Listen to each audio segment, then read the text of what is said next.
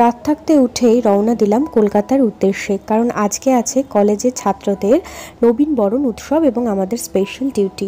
তার জন্য কলেজ তো যেতেই হবে। আর রাস পূর্ণিমা ছুটিতে দুদিনের জন্য এসেছিলাম বাড়ি, তাই একদম রাত থাকতে উঠে ভোর 4:45 নাগাদ রওনা দিলাম ট্রেন ধরার উদ্দেশ্যে।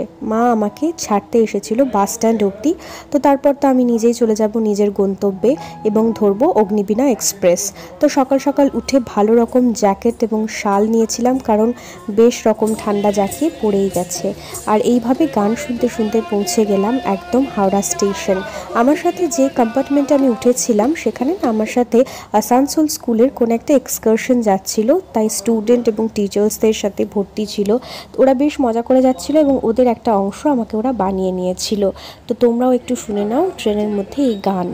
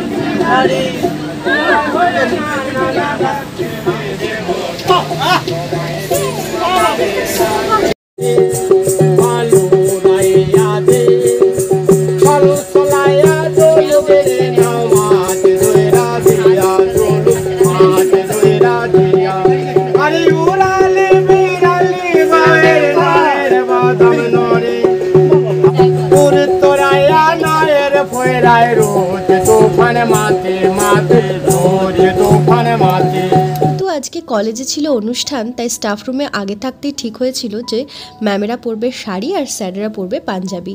কিন্তু আজকে যেহেতু একদম ভোর ভোর উঠে এতটা রাস্তা ট্রাভেল করে আমি এসেছি, তাই শাড়ি পরে সেজে গুজে আসার ঠিক হয়ে ওঠেনি।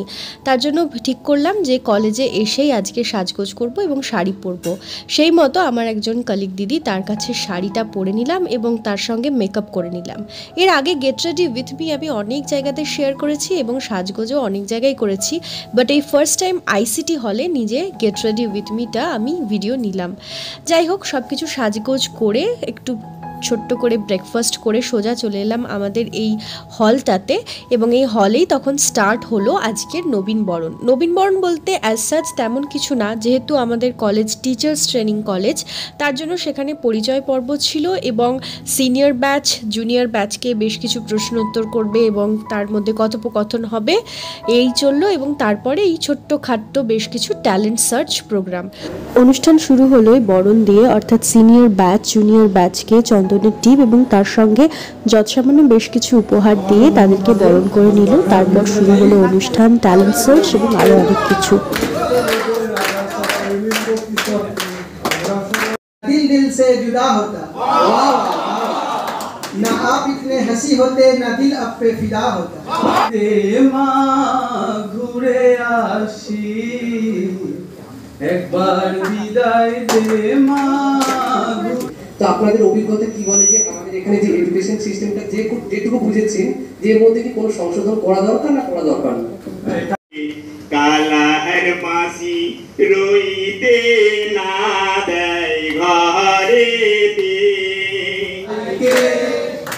হাতি নাচছে ঘোড়া নাচছে সোনা মনির বে তেরা মুসাফির যায় হ্যাঁ কাহা वहाँ कौन है तेरा मुसाफिर जाए है कहाँ। একসঙ্গে পড়তাম, রোজ দেরি করে স্কুলে আসতো, পড়া পারতো না। সকলেও জিজ্ঞেস করলে এমন অবাক হয়ে জানলার দিকে চেয়ে থাকতো যে দেখে ভারী কষ্ট হতো। আমাদেরকে আমরা আনন্দ দেওয়ার চেষ্টা করবো। আজকে আমাদের অনুষ্ঠানে প্রথম শিল্পী আমরা যাতে আমরা আহ্বান জানাবো বাংলা গানের জগতে বাংলা গানকে যেখানে আসিয়া এক হয়ে গেছে সব বাধা ব্যবধান। শুরু হোক পথ চলা, শুরু হোক কথা বলা। গো ছেড়ে, জানি না কোথায় যাব, কেউ এই সমস্ত কিছু অনুষ্ঠান শেষ হতে হতে প্রায় 2:30 বেজে গেল। আর তখন আমাদের মধ্যাহ্ন ভোজনের বিরতি ঘোষণা করা হলো। তো মধ্যাহ্ন ভোজনে যাওয়ার আগে যে সাথে আমি আমার আউটফিট ডিটেলসটা একটু শেয়ার করি। যে শাড়িটা পরেছি এটা বেগমপুরীর তাঁত, এটা একটা বুটিক থেকে নিয়েছিলাম।